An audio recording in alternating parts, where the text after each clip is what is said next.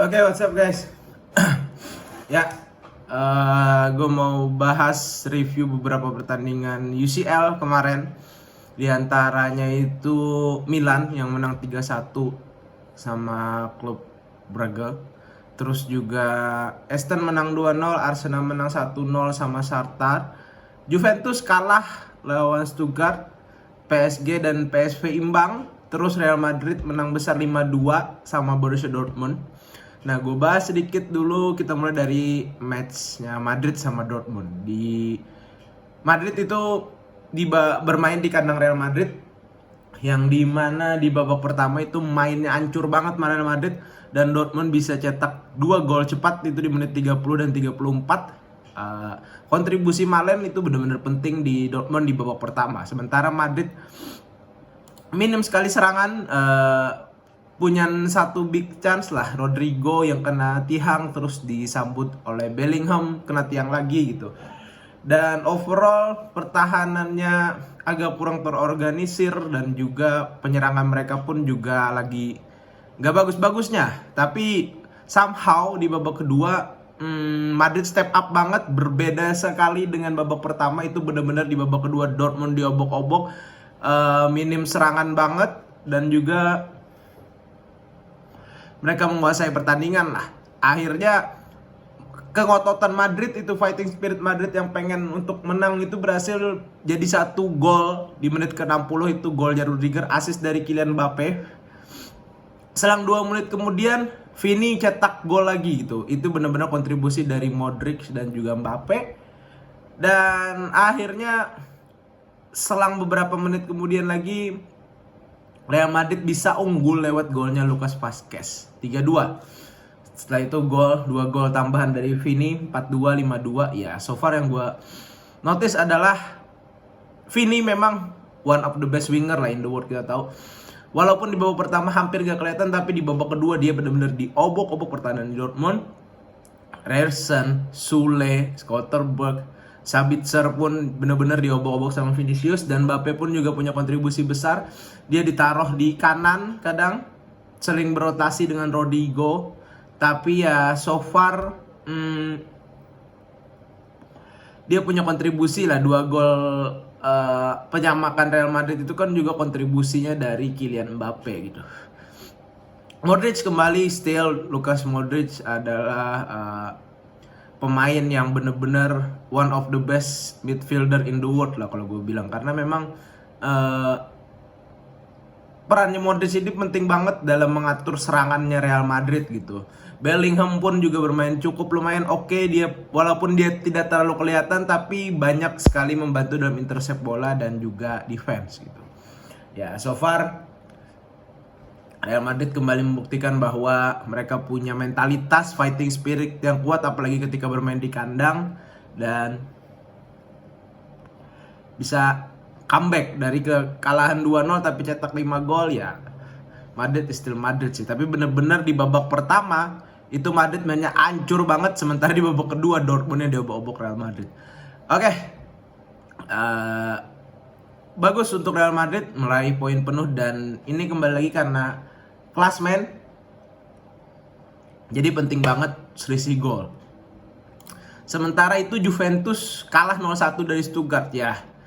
Gak heran karena memang permainan Juventus itu digendong banget sama kipernya Mattia Perin yang benar-benar banyak sekali melakukan penyelamatan, sementara serangan Juventus itu minim sekali. Vlahovic gak dapat supply, dan akhirnya dengan pertahanan solidnya Juve akhirnya jebol juga di menit 90-an plus 2 ya. Sebenarnya Juventus Stuttgart itu dapat penalti tapi sayang gagal. Dengan hasil ini ya, untuk pertahanan gue bilang Juventus ini solid, tapi untuk penyerangan minim sekali gitu, bermain jelek. Stuttgart layak menang di pertandingan kali ini, dan ya overall ini menarik sih karena Stuttgart membuktikan bahwa dia pun bisa ngelawan Juventus gitu. Sementara Arsenal menang 1-0 atas Shakhtar, di mana kontribusi besar dari gol, satu-satunya gol dari Martinelli. Arsenal membuktikan bahwa tanpa adanya Saka dan juga Odegaard dia bisa bermain dan menang gitu. Walaupun memang gol dari skill individu Martinelli, tapi so far ini bagus karena gue rasa Martinelli mulai step up lagi ya. Sementara di musim lalu memang bermainnya cukup jelek, tapi di musim ini dia membuktikan beberapa sering kali cetak gol dan punya kontribusi besar untuk Arsenal. Mungkin karena ada persaingan dengan Sterling, memang Martinelli jadi lebih step up gitu. Mungkin ya Trossard gagal dapat, Arsenal sebenarnya dapat penalti tapi Trossard gagal cetak penalti. Tapi ya still 3 poin, kemenangan 1-0 untuk Arsenal. Sementara Milan menang 3-1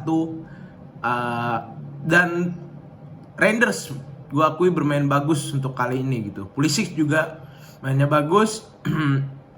Memang Bragal dapat kartu merah, tapi ya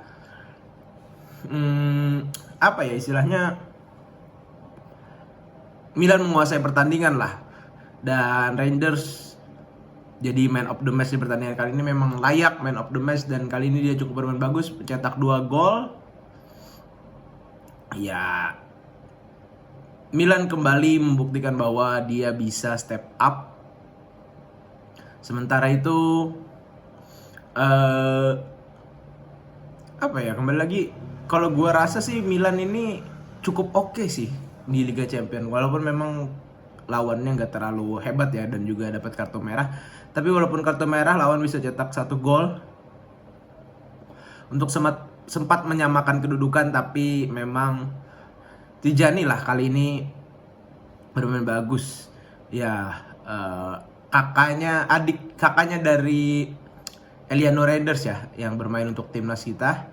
Dan so far ini menarik sekali pertandingan klub-klub besar di Liga Champions. Dan sementara itu PSG imbang sama PSV. Memang PSG banyak gempuran, tapi banyak sekali lah gol yang harusnya bisa jadi gol dari Dembele, terutama Bracola, tapi sayang tidak jadi cetak gol. PSV cetak gol lebih dulu lewat skill individu, tendangan di luar kotak penalti tepat ke pojok, dan dibalas oleh Hakimi gitu. 1-1.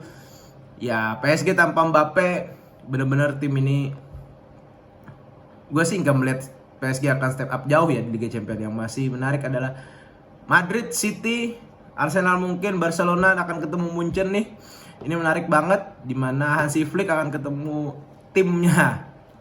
Ya, kita nantikan. Oke lah, dan juga setelah ini di hari Minggu apa hari Senin itu akan ada La Liga Big Match antara Real Madrid lawan Barcelona. Oke, segitu dulu video kali ini. See you di video selanjutnya.